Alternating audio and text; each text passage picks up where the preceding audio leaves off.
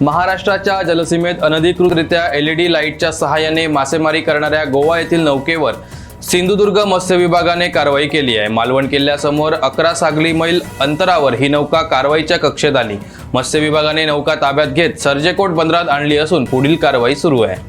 महाराष्ट्र राज्याचे मत्स्य व्यवसाय आणि बंदरे विकास मंत्री तथा सिंधुदुर्ग जिल्ह्याचे पालकमंत्री नितेश राणे यांनी मत्स्य खात्याचा पदभार घेतल्यानंतर अवघ्या 3 महिन्यात अनधिकृत एलईडी लाईट नौकांवर धडक कारवाईचा धडाकाच लावलाय। गेल्या अनेक वर्षातील कारवाई पाहता गेल्या 3 महिन्यात रेकॉर्ड ब्रेक कारवाई मंत्री नितेश राणे यांच्या नेतृत्वात मत्स्य विभागानं केली। सोबतच आमदार निलेश राणे यांनीही अनधिकृत एलईडी लाईट आणि परराज्यातील हायस्पीड नौकांवर धडक कारवाईबाबत विधिमंडळात आक्रमक भूमिका वेळोवेळी मांडली।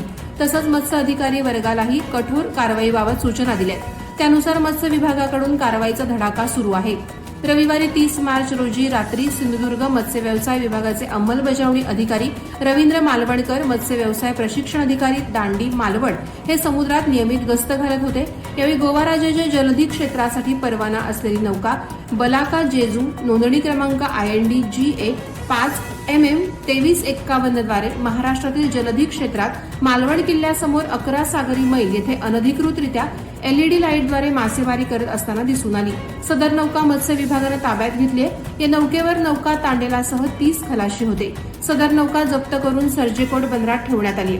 त्यावरील मासळीचा लिलाव करण्याची कार्यवाही सुरू होती।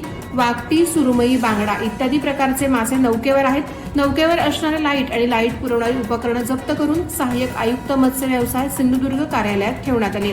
अंदाजे 6 ते 7 लाख रुपयांची लाईट, जनरेटर आणि इतर सामग्री जप्त करण्यात आली।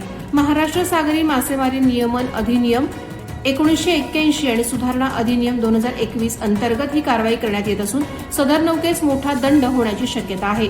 अंमलबजावणी अधिकारी रवींद्र मालवणकर, मत्स्य व्यवसाय प्रशिक्षण अधिकारी दांडी मालवण यांनी पोलीस कर्मचारी पाटोळे तसंच सागरी सुरक्षा पर्यवेक्षक आणि सागरी सुरक्षा रक्षक मालवण यांच्या सहकार्यानं सहाय्यक आयुक्त मत्स्य व्यवसाय यांच्या मार्गदर्शनाखाली सदर कारवाई केली।